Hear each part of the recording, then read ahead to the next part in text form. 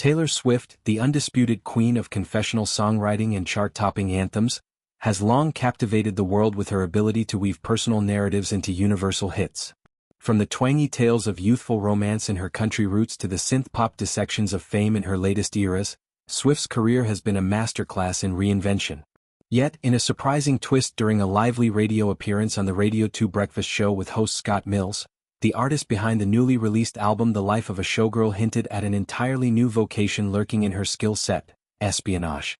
As Swift fielded playful queries about career pivots, her responses revealed not just her trademark wit but a glimpse into the secretive, high-stakes world she navigates daily as a global superstar. The conversation kicked off with Mills probing Swift's potential in the shadowy realm of spies, a nod to the countless secrets she's guarded throughout her meticulously crafted public image. Have you ever been asked because you'd be a great spy? Think about all the secrets you have to keep, Mills teased, alluding to Swift's reputation for airtight NDAs and elusive personal life. The 14-time Grammy winner, ever quick on her feet, shot back with a coy, "Yeah, but that's classified, unfortunately." It was a line delivered with the deadpan charm of someone who's fielded tabloid scrutiny for 2 decades, turning vulnerability into velvet-gloved deflection.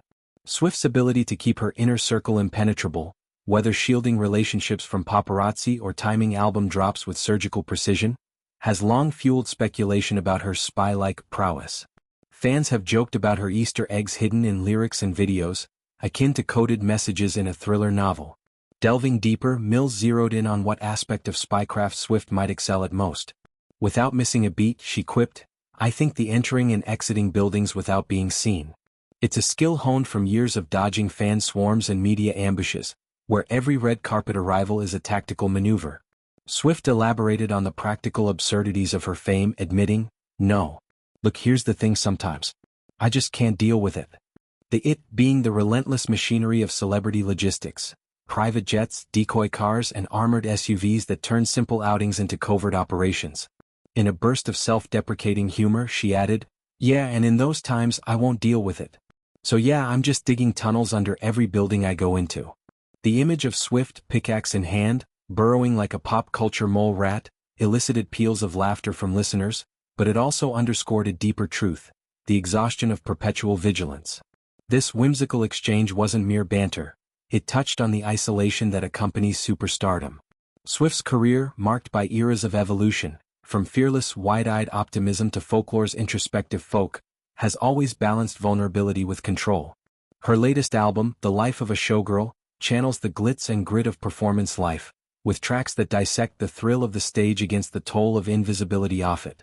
The spy analogy fits neatly, as Swift has mastered the art of selective revelation, dropping crumbs of her life in songs while keeping the full feast private.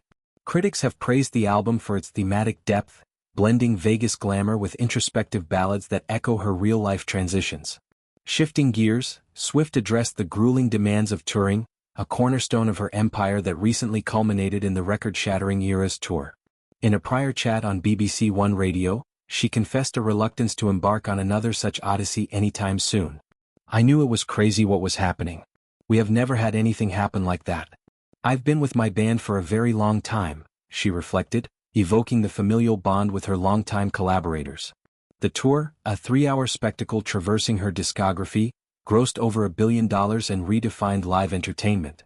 Yet, Swift admitted the physical and emotional drain. "My tour, my crew, my touring family, my team, we're all very close and have been forever, and none of us have ever had anything like that happen. The scale, stadiums sold out in minutes, global fan pilgrimages, was unprecedented, blending triumph with terror." But Taylor added, "I'm gonna be really honest with you. I am so tired when I think about doing it again because I would want to do it really, really well again." This raw admission humanizes the icon, revealing a perfectionist who views half measures as failure. The Eras Tour wasn't just performances, it was a cultural event, complete with fan theories, merchandise empires, and film adaptations that extended its reach. Swift's exhaustion speaks to the broader conversation about artist burnout in an industry that glorifies non-stop output. She's spoken before about therapy and boundaries, crediting them for sustaining her through scandals and successes alike. Envisioning Swift as a spy isn't as far-fetched as it sounds. Her narrative control mirrors intelligence operations, planting misdirections like fake social media posts to throw off trackers, forging alliances, loyal fan armies akin to informants, and executing escapes, those infamous private jet maneuvers. Albums like Reputation, born from media frenzies, read like dossiers on resilience. If she traded microphones for gadgets, one imagines her excelling in infiltration, slipping into galas unnoticed, her poker face honed from award show spotlights. Of course, it's playful fantasy, but it highlights Swift's adaptability, a trait that's seen her pivot from country crooner to indie darling without missing a beat. As the life of a showgirl climbs charts, Swift's spy musings add a layer of intrigue to her persona. Whether tunneling under venues or decoding fan lore, she remains a chameleon, ever evolving. The radio chat ends on a note of levity, but it lingers as a metaphor for her life, classified, captivating, and always one step ahead. In a world